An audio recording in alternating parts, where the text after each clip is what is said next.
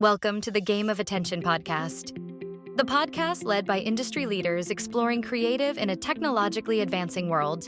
Hear from experts across the CPG industry, navigating creative effectiveness across channels such as advertising, e-commerce, and in-store. Released twice monthly, this is the podcast you don't want to miss. Welcome to Game of Attention, the show where we explore how brands win, lose, and evolve in the battle for modern consumers' most precious resource, their focus. I'm your host, Tom Newbury, and today we're talking about something that you can't click, scroll past, or swipe away: multi-sensory retail. Joining me today are two incredible guests. We've got Stephen Renou, head of retail experience strategy, and David Banks, head of marketing for the Americas. Steve, do you mind introducing yourself first, and then David, if you want to take the helm? I've head up retail experience strategy at VCCP. I've been there for about 3 years. So primarily we're a branding agency, but I work specifically in the retail part of that company. We have quite a few clients. So Mondelez is one of them. General Mills is another. We do work with DeLonghi. We've done work with Canon. Yeah, quite a few clients. And my background's really from FMCG, so I've worked with Unilever, AB InBev, and Coke. David Banks here. I'm the head of marketing for the Americas for Roquette, ingredient supplier for a global ingredient supplier. We represent a lot of companies that are trying to bring good products to market. My background, in leading up to this topic is I have a degree in business and popular culture, actually, from Bowling Green University in Ohio, where I'm originally from. And that kind of gets into the what and the why of what consumers are doing, what they're looking for, but then ultimately why. And that was also tied in with my business background. So I started on the agency side as well, Stephen, and from the perspective of working with brands like Coca-Cola and Coors Brewing Company, helping them bring experiences to life through event marketing, experience marketing. My first job out of college was actually driving a Cherry Coke ambulance around the country for a year and a half and delivering an experience-based sampling program. So I had to actually get a CDL license and drive an ambulance. But I've been in the last 17 years, 18, 19, I don't know how many it's been yet, in the flavor and fragrance industry, working with customers to bring products to life through, emotional marketing and sensorial experiences. So I've worked for, companies like Givaudan, Man in France, as well as Carry Ingredients and Bell Flavors and Fragrances. So excited to be here working with you guys today and talking about the topic. It's something that's true to my heart. Let's set the scene. So at Copenhagen Airport, fairly recently, Heinemann launched a retail experience space that doesn't just display products. It's surrounding you with interactive water floors, immersive audio, fragrance testings as well, and sustainability storytelling. This kind of setup asks a big question for our world of e-commerce and frictionless buying. In an increasingly digital world, it's a question to both of you. Do you believe physical retail can truly compete using sensory experiences, or is it a losing battle against online convenience? I think this type of retail is actually more important than ever, right? I mean, we are all still humans in the end, right? We do still have relationships that we build. We have emotions. We still feel things. And I think it's really hard to reach through the screen and feel something. Yes, convenience is critical in today's world, right? We're all in a fast, we were just talking about it before the call, how fast the world is moving, right? And how quickly we need to make decisions, how many things we're exposed to every day. And I think, that balance between what I call the digital and the physical, the phygital world, is critical, right? We all develop avatars, or not all of us, a lot of us, younger generations more, but have developed avatars. We feed these avatars in online and virtual environments. We become virtual environments, but in that virtual environment, you still cannot touch. You still cannot feel. You still can't smell. Not yet. It's coming, I think. You can't taste yet through the computer, but you can have these types of things that are happening. But, it's critical to bring the senses into, the environment. So I think, today, these retail spaces are becoming experiential for a reason. And I still need to try on a shirt to make sure that it fits.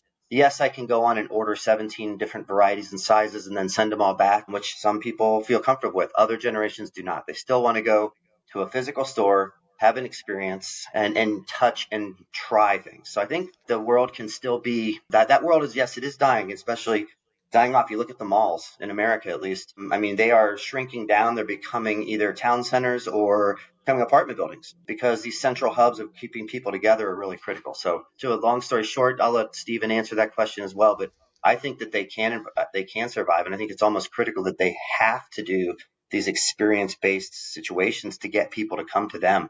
Because right now, if you just go on function alone, it's not going to last. Yeah, I completely agree. I think just kind of touching on what you're saying about the future, and I think Google had launched a whole bunch of new tech this week. One of which is that they're relaunching Google Glass. You know, mixed reality is kind of just around the corner, and it almost makes the discussion slightly defunct because I think in the future there's not going to be a divide between digital and physical. You know, if you think there's a whole bunch of people walking around with AI empowered glasses that they can switch between digital and physical worlds pretty quickly. Yeah, I get asked this question a lot from clients, and it was a really big question around COVID. Everyone was like, "Oh, the physical store is going to die, and it's all going to be convenience based, and everyone's just going to buy everything on digital." And it's really, yeah, I completely agree with Dave. Is like humans are very tactile. We use the senses to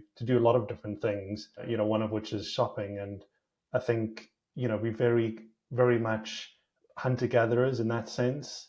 So that's just kind of like ingrained in our brains. Is we use our senses to go and find things. And yeah, kind of going back to the COVID thing is the funniest thing is everyone rushed out and bought toilet paper from stores. So that was their reaction, they didn't rush and buy toilet paper online. And I think if you look at some of the big players and their strategies, if you look at Apple, I mean, Apple's invested massively in their stores. In my world, in the kind of branding world, we do a lot of TV, but Apple doesn't necessarily do a lot of video. They do some video, but not big TV campaigns. And they've invested a massive amount of money in their stores because they know that even if their product's bought online, people want to go in store, they want to try out the products, they want to talk to an Apple expert, they go in store to get taught. And that just kind of shows, smart brands and smart companies know the power of physical retail. I'm based in the UK, and there's a similar thing in terms of high streets to malls where, I think the format of high streets is changing. There are a lot of empty shops. You kind of can't deny that. But at the same time, I think we're going to start seeing more flexible formats in high streets, where it's not like a permanent store space. In fact, there's a company called Future Stores that started in London, is coming over to the States. And it's essentially, the store answer to social media. It's a flexible format with digital screens that you can literally set up a shop, you can set up an experience within a week, and then, it changes the next week. Follow-up question to both of you then, just off the back of those answers. Do you think that there's potential for a resurgence in physical retail then, if it becomes more experience-driven rather than it being transactional? In order for it to survive, it has to become more experience-based, and it has to involve more of a multi-sensorial approach, right? I mean, I go back to Martin Lindstrom. I mean, he was a founder of some of the research around in brand sense around, this non-conscious connection that consumers make. And he said, that brands can have up to a 70% impact when they involve the senses. So I think, again, we crave these types of environments, right? We want to be immersed in something that is going to give us an experience that is completely unique and different versus another brand. And I think in order for places to survive these days, I mean, it's going to have to bring them into the environment. So I have a daughter that goes to Emerson. She's in film and advertising, and she went to see the Minecraft movie. Okay, good example, right? So she said that she had not been to a movie that exciting in a really long time. And the reason that it was exciting is because it connected with the generation, right? It connected with Gen Zs. It gave them their little language that was speaking. It gave them the opportunity to throw popcorn at each other, to have a great time. She said it was fantastic. And, me being an Xer, I look at that and I'm like, that is the dumbest looking movie, although I love Jack Black. It looked like something, and I don't understand half their memes, but what it did was it brought people to the studio, right? I mean, if you think about something like the Rocky Horror Picture Show, I mean, it's been around and been in, I did it in high school, and that was, I'm not going to tell you when, but the 90s, so it's been living for 40 years as this thing you go see. You have little nuances that you have. They throw toast at each other. There's this whole ritualistic thing that goes around it. And I think that's the key to it is, you have these things that you remember from childhood. You have these things that are basic, fundamental things as humans. And when you can create that with a product, with a brand, with a color, whatever it is, it does create that environment. And I think that is why it will survive. I don't think that it's going to go away. I think that it will survive, but it's going to take some kind of impact. Yeah, I agree. I think it's more around the role of stores is going to change. They're never going to kind of disappear. I was on the weekend. I was in King's Cross, St Pancras, which is a very kind of cool area at the moment. And there was this pop-up tattoo parlor, and the line for it was like around the block. I mean, they had like stick-on tattoos, and it was all really like, I can't remember exactly what the brand was, but it was just younger kids there, kind of just wanting to experience, taking posting on socials, taking photos, doing TikToks, whatever. And I think that kind of just shows you how physical and experiential spaces always, not only are they going to be relevant in the future, but they are highly relevant to younger target audiences. I think there's also been more and more we're kind of seeing social commerce, and I think that the kind of traditional funnel of you have a TV ad, and then you have a billboard, and you have a print ad. That's no longer going to be the case. The younger generation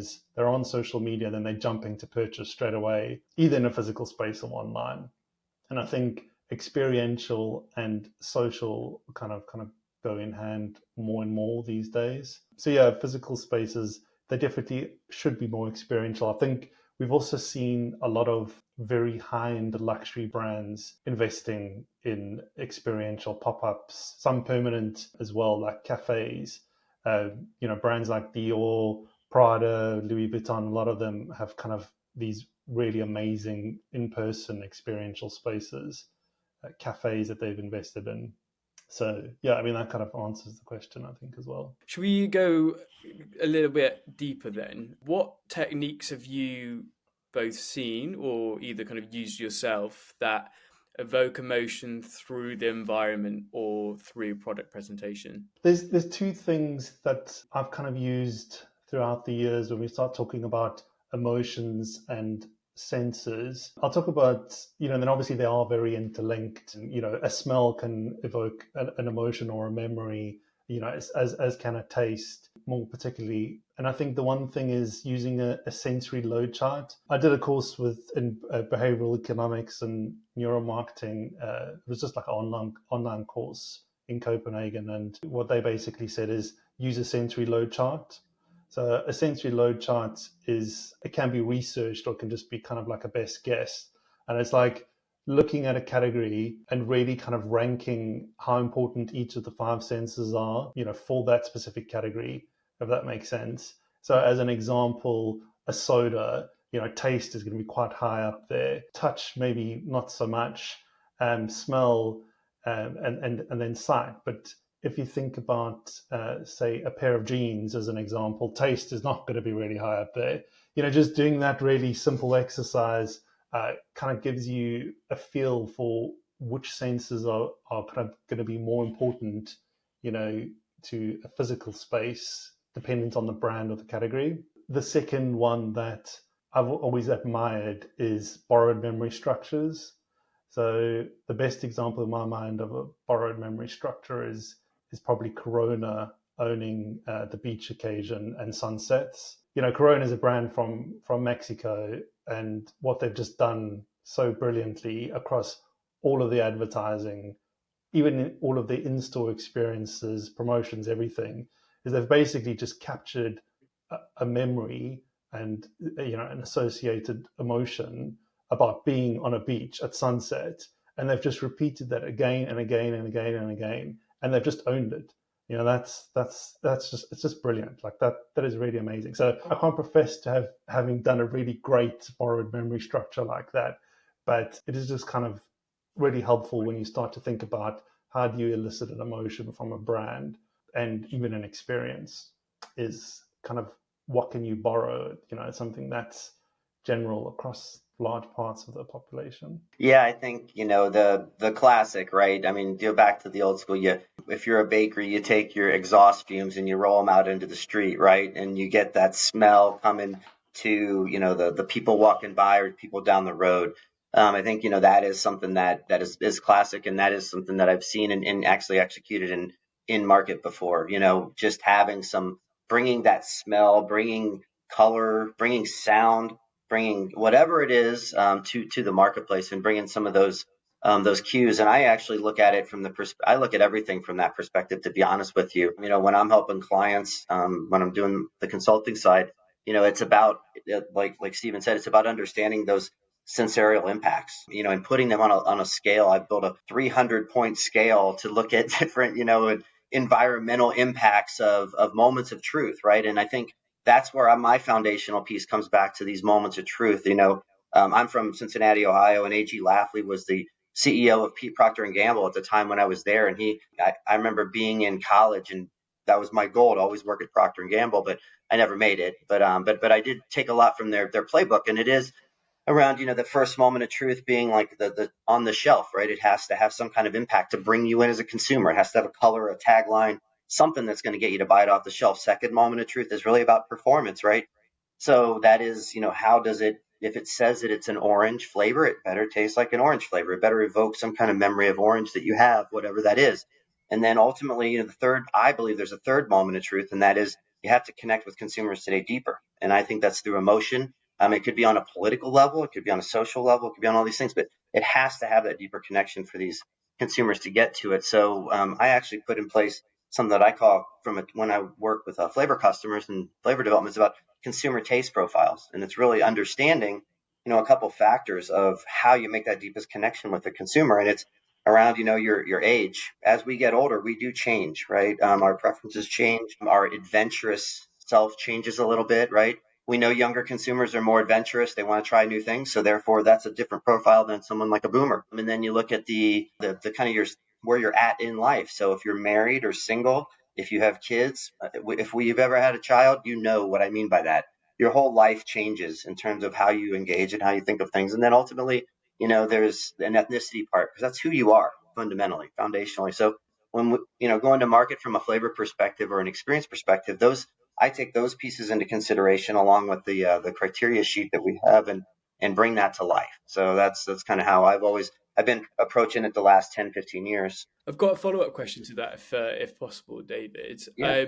How would you kind of tailor emotional triggers then for different demographics or different kind of cultural markets? So, I mean, if you think, there's all the classic Harvard Business Review stories about products trying to launch in other markets to go south, right?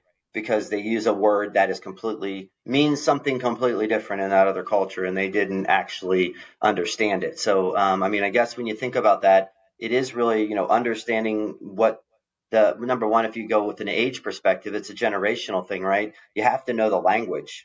Today, consumers want everything to be personalized, right? I mean, you talk about the iPhone experience. It has created this sense that there's an app for everything in the world that can solve every problem that I ever am going to have, right? I can get the product when I need it. I can get the information when I can need it. And I also, it has to talk to me, right? I mean, Siri needs to know my name. She needs to know how I'm feeling. She needs to know all of these different elements to bring a connection point. So I think it is that importance of understanding who you're talking to, and who they are, and how to talk to them. They don't want to be talked at. They want to be talked with. They want to be engaged in a conversation.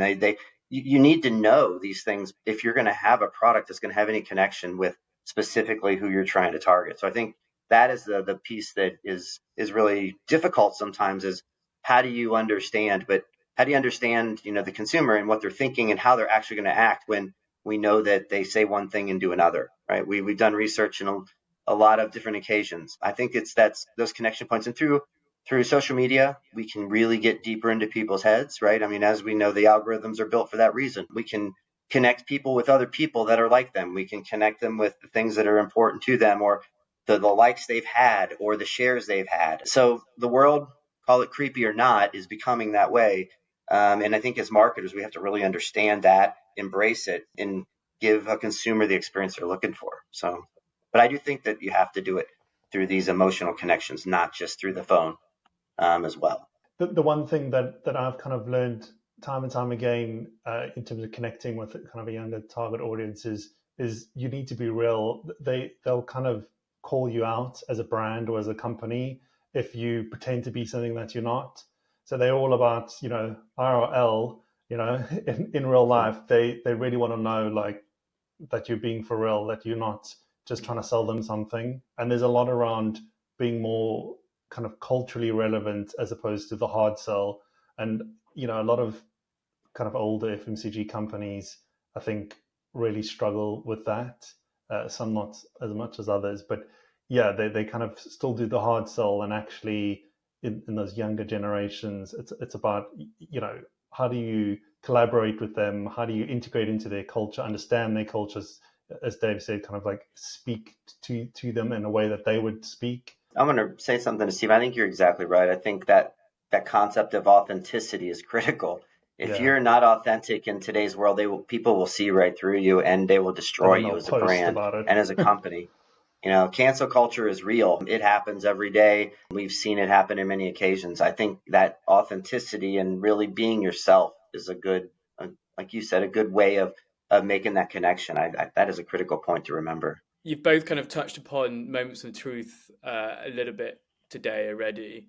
My next question is, do you think that physical moments of truth still hold the same power that they used to? And how do you compare their impact to digital interactions? I previously worked at a trade marketing company that then reinvented themselves as a retail media company, which is it's a hot topic right now. It's been more established in the States. In the UK and Europe, it's kind of still gaining traction. And retail media is definitely, all kind of touch points and online. But the company I worked for did a lot of in-store digital assets and, developing systems and content management systems and all of that. And we've really kind of seen that bloom quite a bit. Is how do you make the in-store experience a little bit more exciting, more flexible? And a lot of that is kind of like, more traditional methods, but also digital and in-store content, which can be very measurable as well. So yeah, I mean, I think the physical touch points, when we've kind of spoken about this, right at the first moments of truth, like your pack right at shelf, it's always going to be relevant in a physical environment. But then there are these other kind of touch points in those physical environments that are becoming more flexible, more exciting, more content led, and also more measurable. I've dealt with clients that are using in-store heat mapping, so they know, and this is an old trick, they kind of know exactly where the hotspots are in store. But even those screens that are now kind of going into stores are highly measurable. They can measure eye contact. They can, they can be triggered. They can measure traffic that goes past them. They can also, be tailored for different content to be screened for different times of day. And I'm assuming even in the future for different demographics to even just change based on who's walking past them. So yeah, it's quite an exciting space. I think that's a very good point. I mean, with technology today, we have so many different ways of measuring, through eye contact, through, like you said, heat mapping. I mean, those are some traditional things, traffic flow patterns, even the number of times that a light goes, those LED lights pop on and off within a freezer section. I mean, those are things that are data points that are being collected every single minute, every single day. The geofencing that can be done with your phone, right? Hey, welcome, Tom. It's glad to see you back into the Gap. We now are offering 15% off pants because how are those pants fitting that you just got you got last Thursday? I mean, those things are possible with the technology we have today. But I think, it does come down to, I think you can't I don't think performance is just simply a click-through rate or or a reach or a number of this. I do think there's these physical moments of truth are critical because they are what drive repeat purchase, right? They're what drive advocacy. They're what drive, connection. And I say like passion is a big one for me, right? I mean, one of those moments of truth, I think there's 5 now, but I typically rely on the first 3. But one of them is about that advocacy and that user generated content, right? That's what a lot of performance is being, driven on these days, because we go to that 4.9 scale and look at what our friends are saying and look at what people have said about a product before we purchase it, right? Whether they're falsely built or not, we still take that into consideration. Whereas before, you have a salesperson, you have an experience, whether it's good or bad, and you buy a product. I think there's a lot of different ways now, but that passion part is really what is critical. So I do think that those touch points that we have are going to be, really important for brands, because as a brand manager, you have to justify the spend that you have. You have to have the research that says consumers are interested. You have to see you're trying to use all these tools you have available to you, but in the end, if your product doesn't connect, and I always say head, hands, and heart. So if it doesn't connect in the head with the consumer, it's not quite going to resonate. If it doesn't perform with the hands, the physical part, sensorial, it's not going to hit. And if it doesn't register with their heart, it's not going to hit. And I think if you can look at it from those 3 perspectives, that's where I kind of judge it. But yes, we all are beholden to the performance metrics that we have to adhere to as well. So I think it is that blend between the 2. And do you think there are any kind of key challenges in aligning creative messaging across kind of both physical and digital environments? I think, authenticity, I come back to that, right? If you're yourself and can make that experience across both physical and in digital and virtual the same, and you feel the same, I think that's important to a consumer experience, because you are true to who you are in any environment or anything that's being done across any of those sensorial touch points or physical touch points, digital, whatever they are, it's going to be the same. So I think authenticity is important to help drive consistency of who you are and what you are and what you stand for, because then that can then ultimately drive better connection with the consumer. In terms of messaging across assets, we talk about fixed and flexible assets, and this is a kind of a big bugbear of mine, is working in a big campaign agency, is like you can never just copy and repeat messaging, and that's where it's really important to understand your fixed and flexible, and then also the kind of role of your kind of channels and touch points through that journey, because you shouldn't use the same message, but you should have consistent brand assets that are your fixed assets, if that makes sense. So it's always a balance to get that right, but it would be incredibly boring if we use the same message across all media and all assets. It's the brand that needs to be sticky in your mind, not necessarily the kind of campaign message. This leads us directly to the last questions in terms of measurement. How do you guys measure the success of multi-sensory campaigns, and what are the kind of key metrics that really tell you it's working? We kind of hit on it a little bit, but you have some general things, right? If you're trying to measure how the engagement rates, your click-through numbers, all those physical things, you've got user-generated content, whether you have net promoter scores, you have all these different things and I'm in a B2B environment, but we're ultimately a B2C environment, because at the end of the day, if you can't make that connection to the consumer, then the B doesn't matter. But from that perspective, you have those KPIs that you're judging, you're seeing if you're doing it right and what kind of engagement you're drawing. And then ultimately it is that repeat purchase and that advocacy, because that advocacy is kind of the soft one. Yes, you can kind of make connections. It's like the marketing world in general. It's hard sometimes to say that your campaign is driving sales, right? Because there's no connection point. Well, there kind of is, but in today's world, there's no connection point that can say this consumer picked up this message at this point in time, and it ultimately drove to a purchase. Now you can through click-through sales and all of that, but I think we have some physical things that we're measuring because we have to measure performance. But then ultimately, I think you said sticky, right? Brands and products need to be sticky because they have to live. They have to serve purposes that are beyond simply a functional aspect these days. There's so many choices that a consumer can make of a brand that functions very similarly, that they have to make that connection point beyond that so that it sticks to their lifestyle, to their environment, to their convenience needs, whatever the core thing is to that consumer. So I think that's the unmeasurable side of things, is how do you yeah, I mean, you can, brand life studies, and there's lots of ways we can do it. But overall, it is, I think, there's a blend between digital and physical things, and then let's call them emotional or sensorial things that are harder to generate. However, you can create a checklist, and you can create, cues, and you can get scoring and feedback and all of those things that if you're able to at times to from consumers, it can tell you how you're doing there too. So how would you gather and evaluate like qualitative data then, like customer emotion or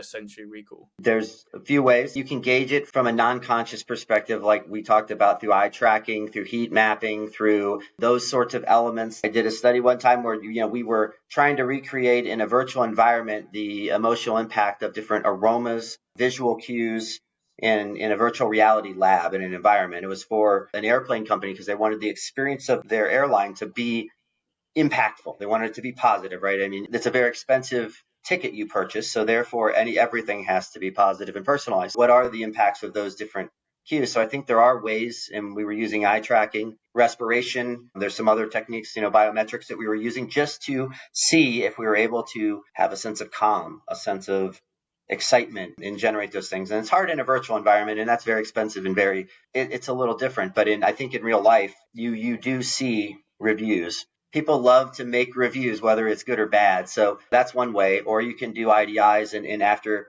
experience captures really quickly, like, hey, you can offer, incentives to do that. A lot of times people just want to talk about it and be heard. So if you offer an easy way to do that, whether it's through QR codes or other things, I think you do get feedback that you do not have to pay for. Now, it's a little bit more harder to get in terms of some of the specific questions you might want to ask as a brand marketer or a company, but you can get some general feedback. I mean, there's lots of ways through social media listening tools and all that to gather it as well on different experiences. So I'd love to hear Stephen, because I know he's in the weeds a little bit tighter on it. So I mean, that was quite a comprehensive answer, Dave. But I mean, what Dave said, but also, I mean, more and more, what we're kind of finding is, I work with some media agencies, as part of like full funnel responses, and clients are very much beholden to their companies for return on advertising spend, really kind of drilling down and understanding what they spend on, activation or TV or whatever it is. What is the predicted return, and then what is the actual return? And I think what I'm seeing more and more is sales is obviously becoming really important, especially in this kind of like economic environment, at least here in the UK. Everything has to kind of be proven to have worked, or what is the return on investment? But I mean, yeah, with more experiential stuff, kind of repeating what David said a little bit. I mean, some of the metrics you can use is number of attendees, a number of user-generated content. We had a really great activation with one of our clients called Whitelaw, called DM the DJ, which was kind of talking back to what I was saying earlier about physical experiential spaces and social and digital becoming a lot closely linked. And the concept was that people at an event could DM, just kind of send on Instagram the DJ their requests, and then he would play them. And that's quite smart, because it's a physical experience, but you're also kind of capturing data while you're doing that. So yeah, if I was going to kind of summarize, I think sales and data capture, those are just becoming more and more important for clients specifically. And do you think sensory campaigns tend to drive more long-term loyalty or short-term conversion? It's a tricky question, because long-term loyalty, I would say it's really about building brand affinity and building brand memorability. And then, yeah, you do have kind of short-term increases through activation, but it should always be a long-term game with brands, because you kind of need both. You need those kind of short activation spikes to raise your sales when you need to, but actually it's a long-term game in terms of standing out against your competitors to be more memorable. I think memorable, right, and experience is that critical long-term factor. I mean, I think, and reliability and in authenticity drive a lot of that longer-term connection. I mean, like Simon said, you need those quick hits because you need to get more people in. You need to get them to understand. You need to have that. But how do you hold them? And I think that is where, if you're a brand that you're all over the board changing your messaging, that's going to be limited and very short term, if you're not living up to your promises you made, whether it's to your product or your position or whatever it is that you're taking, then I think those things will help. Those things also help, build that longer term brand loyalty performance. I mean, if you start to notice that a product, I mean, we've seen it, right? There's a lot of air in that bag today, right? But and that price went up from $4 a bag of chips here in the States to $6, right, for one bag of Doritos. And there's a lot of air, but what is consistent is the flavor and the chip, right? And who they are and what they stand for. I think that will not change, and that has not changed my perception over time. I'm still a loyal Dorito eater. I'll admit it, and there's reasons why, because they haven't slipped on some of those things that are important to me, and mostly that would be taste, in my opinion. But overall, I do agree you have to have that longer term and shorter term balance, because you have to keep bringing and introducing people to your brand and who you are and what it is. And how do you do that? But if you we see brands, it happens all the time.